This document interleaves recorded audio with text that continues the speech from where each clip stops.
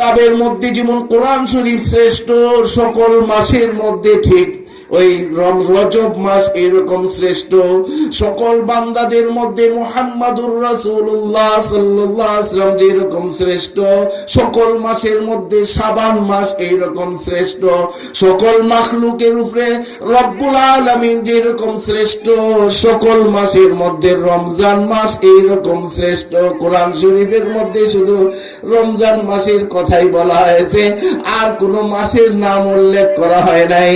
শাহরুর রমাদানাল্লাযী উনজিলা ফীহিল কুরআন, রমজান মাস হলো এমন মাস যে মাসে কোরআন নাজিল করা হয়েছে।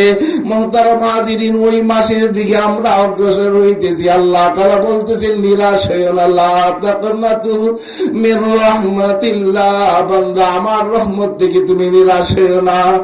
মায়ুস না হো যা আহলে জমি আপনি খতা সে, মায়ুস ना हो जा अहले ज़मी अपनी खता से, तकदीर बदल जाती है मुल्तर की दुआ से। मोहतरम हाजिरीन, मालिक इब्ने दिनार रहमतुल्लाह अलैहिর কাছে আল্লাহ তাআলার পক্ষ থেকে ইলহাম করা হলো যে বাইতুল্লাহর ভিতরে যায় দেখো, নির্জনে জমিনের মধ্যে সেজদায় পড়ে একটা যুবক কাঁদতেছে। তুমি ওই যুবককে যায় বলো, আমি আল্লাহ রাব্বুল আলামিনের রহমতে ওই যুবকের কোনো স্থান নাই। আশ্চর্য হয়ে গেলেন। বাইতুল্লাহ শরীফে মাতাফের কাছে এক কোনায় পড়ে সেজদারত অবস্থায় কাঁদতেছে আর এই কথা বলতেছে। এখন তিনি আশ্চর্যান্বিত হয়ে গেলেন যে এখানে থাকার পর আল্লাহ তাআলা বলতেছেন আমার রহমতের কোনো স্থান নাই। এখন মালিক ইবনে দিনার রহমাতুল্লাহ আলাইহি রওনা হলেন, যায় ঠিকই ওই কোণার থেকে ওই যুবককে বের করলেন। কই যে বাবা মাথাটা উঠাও, তোমার বিষয়টা আমি জানি একটু। তখন এই যুবক মাথা উঠাইলো, দেখলো যে কাঁদতে কাঁদতে সব ভিজায় লাইছে। কই যুবক, তোমার এই অবস্থা কতদিন? কয় আমি কয়েক বছর যাবত এইভাবে সেজদা করে কাঁদতেছি, কিন্তু একটাই জবাব আসে যে আল্লাহ আমাকে মাফ করবে না। এখন মালিক ইবনে দিনার রহমাতুল্লাহ বললেন, হে যুবক বলো একটু খুলে কি হয়েছে? কই যে আমি প্রথম নেশাগ্রস্ত ছিলাম, আমি কিছুই বুঝতাম না, বাবার সাথে উল্টা পাল্টা করতাম। একদিন রাগারাগি করে বাবাকে এমন এক থাপ্পড় বসাইলাম, সঙ্গে সঙ্গে একটা দাঁত খুলে আসলো। এরপরের থেকে আমার মাথায় যখন স্বাভাবিক হইলো যে আমি এটা কি করলাম, আমি বাড়ি ঘর ছেইরা আইসা ওই বাইতুল্লাহর কোনায় আশ্রয় নিয়ে আল্লাহ তাআলার কাছে কান্নাকাটি করতেছি, কিন্তু জবাব একটাই যে তোমার ক্ষমা নাই, আমার দয়ার মধ্যে তোমার কোনো আশ্রয় নাই, এই জবাবই আসতেছে। এখন আমি কি করব? এই যুবকও কাঁদতেছে, মালিক ইবনে দিনার রহমাতুল্লাহ আলাইহি কাঁদতেছেন। মালিক ইবনে দিনার রহমাতুল্লাহ বললেন, বাবা তুমি একটু পরিচয়টা বলো, তোমার বাবাকে কই পাইতে পারি? কই এখন হজের মৌসুম, সম্ভবত বাবা বাইতুল্লাহতেই আছে, তার পোশাক কেমন, তার চলাফেরা কেমন সব বললেন। এই পরিচয় অনুযায়ী খুঁজতে লাগলো, খুঁজতে খুঁজতে দেখে মাতাফের মধ্যেই তার বাবা আছে, যেখানে তাওয়াফ করে এক কোণার মধ্যে আছে। ঠিকই বাইতুল্লাহর দিকে হাত উঠাইয়া তার চোখ দিয়ে পানি পড়তেছে, আল্লাহ তাআলার কাছে বিচার দিতেছে, আল্লাহ আমার ছেলে আমার সাথে এই আচরণ করেছে, ওই দাগটা এখনো তার হাতের মধ্যে নিয়ে আল্লাহ তাআলারে দেখায়া তারপরে অভিযোগ করতেছে। মালিক ইবনে দিনার রহমাতুল্লাহ বলেন, এই যুবক কাঁদতে কাঁদতে মরলেও তার ক্ষমা হবে না, কারণ বাবা তো এই দিক দিয়ে অভিযোগ করতেছে, ক্ষমার কোনো রাস্তা নাই। এখন আস্তে আস্তে করে বাবার পিঠের মধ্যে হাত বুলায় বলছে, বাবা একটু হাতটি নামান, আপনার সাথে আমার কথা আছে। তখন হাত নামাইলো। আপনি কি আপনার ছেলের একবার খবর নিয়েছিলেন সে কি অবস্থায় আছে? না, ছেলে তো কয়েক মাস ধরে বাড়িতে নাই, জানি না কি অবস্থায়। আপনার ছেলে বাইতুল্লাহর মাতাফে কোনায় পড়ে সেজদায় পড়ে, সে দিনে রোজা রাখে আর রাত্র সজাগ থাকে, আর সেজদায় পড়ে হাবুডুবু করে কাঁদতেছে। আপনার অভিযোগের কারণে আল্লাহ পর্যন্ত তার দোয়া পৌঁছতেছে না, এই সংবাদ আমাকে দেওয়া হয়েছে। এই কথা শুনতেই বাবা তো বাবাই সাথে সাথে কাঁদতে শুরু করলো যে হুজুর আমার ছেলেকে আমি মাফ করে দিলাম, এই দাগ আমি ফেলে দিলাম, আল্লাহর কাছে আমি বিচার চাই না, আমার ছেলেকে মাফ করে দিলাম, আল্লাহ তুমি খুশি হয়ে যাও। এখন মালিক ইবনে দিনার রহমাতুল্লাহ আলাইহি খুশি মনে ছেলের কাছে যেয়ে বললেন, বাবা তোমার ক্ষমার ব্যবস্থা হয়ে গেছে, তোমার বাবা তোমাকে মাফ করে দিয়েছে।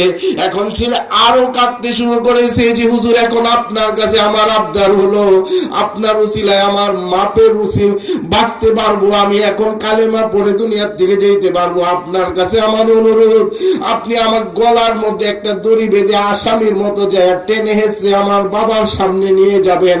আমি এই আসামির বেশি যে বাবার পায়ের মধ্যে ধরে আমি ক্ষমা চাবো, তাইলে আমার দিলটা ঠান্ডা হবে।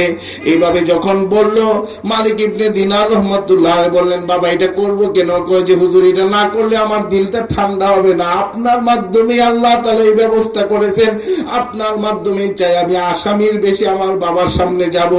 মালিক ইবনে দিনার রহমাতুল্লাহ একটা দড়ি লাগাইলেন, এইভাবে বাবার সামনে নিলেন। বাবা ছেলের আগের অবস্থা শুনে তো কাঁদতেই আছে, ছেলেকে এই অবস্থায় দেখে টান্ডা দিয়ে বুকের সাথে লাগাইছে আর বলল, আল্লাহ তুমি সাক্ষী থাকো, আমার ছেলেকে আমি মাফ করে দিলাম। আল্লাহ তাআলা এই যুবককে মাফ করে দিয়ে আউলিয়া সিদ্দিকিনদের দরজায় উঠায় নিলেন। মুহতারাম হাজিরিন, মা বাবা এইরকম সম্পদ। মা বাবাকে যারা খুশি করতে পারবে তাদের জন্য দুনিয়ার জীবনও সুন্দর হয়ে যাবে। সে অভাবে মরবে না, সে অপমানিত হবে না, সে অপদস্থ হবে না, কঠিন রোগ হবে না, পরকালেও সে জান্নাতের ব্যবস্থা হয়ে যাবে মা বাবাকে খুশি করার জন্য। এই জন্য আল্লাহর রাসূল এক কথায় বলেছেন, হুমা জান্নাতুকা ওয়া নারুকা। মুহতারাম হাজিরিন, হযরত হাসান বসরি রহমাতুল্লাহ আলাইহির ছাত্রী হাদিস পড়া শেষ হয়েছে, এখন বাড়িতে চলে গেছে। বাড়িতে যায় তার একটা বিবাহ হয়েছে, ব্যবসায়ী স্বামী, দিনদার, এরকম সুন্দর স্বামী পায়, মহব্বতের জিন্দেগি চলতেছে। আল্লাহ তাআলা তাদেরকে একটা ছেলে সন্তান দিয়েছেন ফুটফুটে। এই ছেলে সন্তান আর এই স্বামী পায়, মেয়ে খালি শুকরিয়া আদায় করে। কিন্তু দুনিয়াটা তো হলো পরীক্ষার জায়গা। কাজেই পরীক্ষা শুরু হয়ে গেল। তার স্বামী ইন্তেকাল করলো। স্বামী ইন্তেকালের পরে এখন এই যুবতী মেয়ে চিন্তায় পড়ে গেল, আমার বাকি জীবন কিভাবে যাবে? আমি কি দ্বিতীয় বিবাহ বসবো কিনা? আর যদি আমি দ্বিতীয় বিবাহ বসি তাহলে সে কি আমার ছেলেকে গ্রহণ করবে কিনা? ছেলেকে যদি গ্রহণ না করে আমি এই ছেলেকে কোথায় নিয়ে যাব? দেখেন মার দয়া সন্তানের প্রতি কি পরিমাণ, যে সারা জীবন আমি কষ্ট করব আর দ্বিতীয় বিবাহ বসবো না, আমি আমার এই ছেলের পিছনে আমার জীবনকে আমি শেষ করে দিব। এই ছেলেকে এত মেহনত করে সে কিছু মজুরি পায়া পায়া তার খরচ চালাইতে লাগলো। সে যখন বড় হলো তাকে কোরআন শিক্ষা দিল, হাদিস শিক্ষা দিল এই মা। কারণ ইনি হাসান বসরি রহমাতুল্লাহ আলাইহি থেকে শিখছেন। হাসান বসরি রহমাতুল্লাহ আলাইহির আদরের ছাত্রী। কিন্তু এই ছেলে যখন বড় হয়ে বাহিরে যাওয়া শিখলো, সে বাহিরে গিয়ে দুষ্ট বন্ধুদের সাথে চলার কারণে সে নেশা করতে লাগলো। এখন আর মার কথা শুনে না, নামাজ পড়ে না, তেলাওয়াত করে না, হাদিস পড়ে না। এখন দুষ্ট ছেলেদের সাথে সে ঘোরাফেরা করে। মা একদিন তাকে দৌড়ে হাসান বসরি রহমাতুল্লাহর কাছে গেল যে, হুজুর আমার একমাত্র সন্তান, যার কারণে আমি আর বিবাহ বসি না, এই ছেলেটা নষ্ট হয়ে যাচ্ছে। আদরের ছাত্রীর কথা রাইখা তিনি ছেলেকে নসিহত করলেন। কিন্তু গুনাহ করতে করতে অন্তরটা সিয়া দর সিয়া একদম কালো হয়ে গেছে, এখানে কোনো নসিহত ঢুকে না। এই ছেলে এখন আর বাড়িতেই আসে না। এভাবে যখন সে দীর্ঘদিন নেশা করতে করতে শরীরে এইরকম কোন রোগ নাই যে হয় নাই, সে অসুস্থ হয়ে যখন বিছানায় পড়ে গেল, ডাক্তারদের বোর্ড বইসা বলতেছে আর বাঁচবে না, তার আর কোনো চিকিৎসা নাই, তাকে যা খাইতে চায় খাইতে দেন, কোনো বাঁচ বিচারও নাই।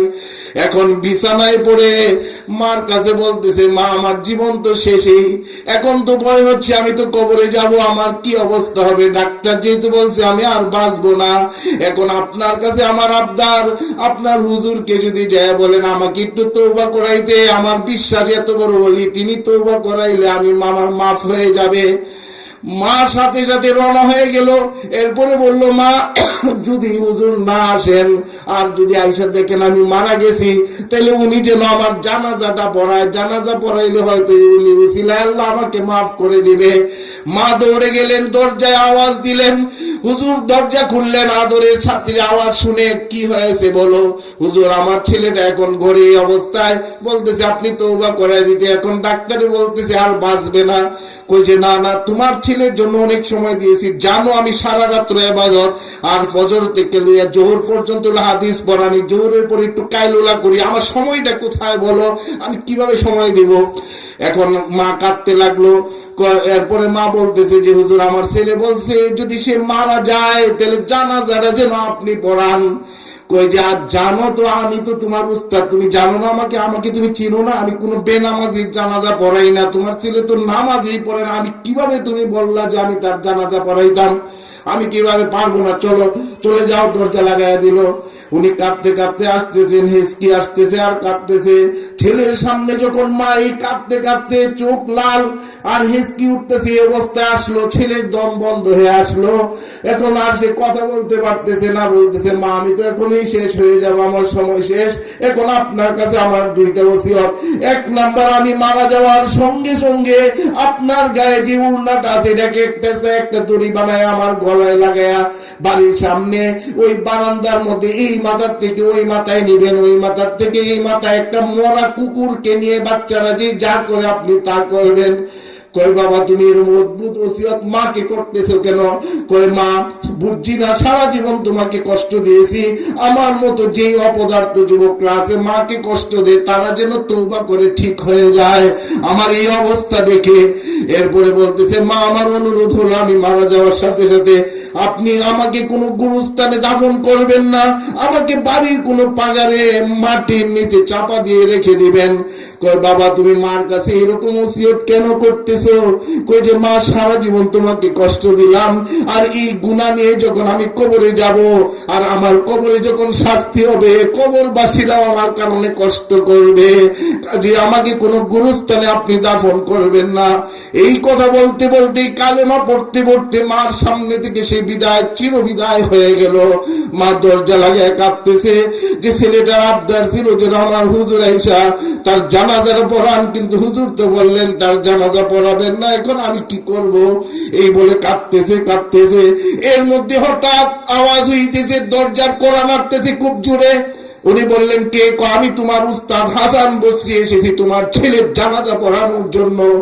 তখন বলল হুজুর কিভাবে আসা হলো? আপনি না বললেন আমাকে বের করে দরজা লাগাই দিলেন যে বেনামাজির জানাজা পড়াবেন না, আর এখন আপনি নিজেই চলে আসছেন, কারণটা কি আমাকে বলেন?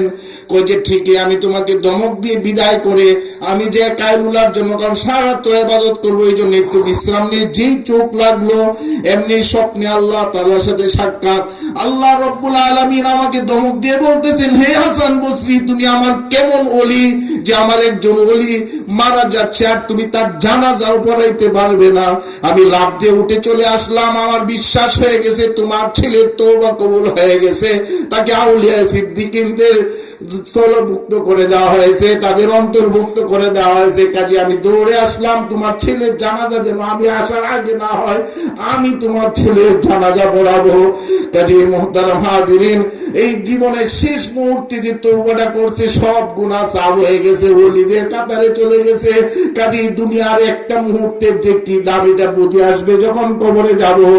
বাজা বাজা হর আজ হস্তি বাজা গর গাফেরু গবড়ো বুতপুরস্তি বাজা ইধর গহে মা দরগহে নাও বিদিনিস সদবার अगर तौबा शिकस्ती बाजा। বান্দা যত বড় গুনাহগার হয়ে থাকো তুমি ফিরে আসো, ফিরে আসো, আমার রহমত থেকে তুমি নিরাশ হও না, আমার রহমতের কোনো কুল কিনারা নাই। হযরত মুসা আলাইহিস সালাম যে আল্লাহ তাআলার সাথে কথা বলতেন এই জন্য ওনাকে কালিমুল্লাহ বলা হয়। মুসা আলাইহিস সালাম বললেন যে আল্লাহ গুনাহ যখন নেককার বান্দা আপনাকে ডাক দেয় তখন আপনি কি করেন? কই নেককার বান্দা যখন আমাকে ডাক দেয় আমি বলি লাব্বাইক বান্দা আমি উপস্থিত, কি বলবা বলো। মুসা আলাইহিস সালাম বললেন যে আল্লাহ গুনাহগার বান্দা যখন আপনাকে ডাক দেয় তখন আপনি কি করেন? আল্লাহ তাআলা বললেন গুনাহগার বান্দা যখন আমাকে ডাক দেয় তখন আমি বলি লাব্বাইক লাব্বাইক লাব্বাইক বান্দা আমি উপস্থিত, আমি উপস্থিত, আমি উপস্থিত, কি বলবা বলো। মুসা আলাইহিস সালাম বললেন যে আল্লাহ নেককার ব্যক্তি ডাক দিলে আপনি একবার বলেন আর গুনাহগারকে তিনবার কেন বলেন? আল্লাহ তাআলা বলতেছেন হে মুসা দেখো নেককারের তো নেক আমলের একটা ভরসা আছে যে আমি এতগুলি নেকি করেছি, গুনাহগারের আমার রহমত ছাড়া আর কোনো ভরসা নাই, এইজন্য আমি তিনবার বলি লাব্বাইক লাব্বাইক লাব্বাইক। মুহতারাম হাজিরিন, আরো আলোচকরা আলোচনা করবেন, আমি হয়তো সময় খেয়ে ফেলতেছি। মুহতারাম হাজিরিন, রমজান চলে আসতেছে।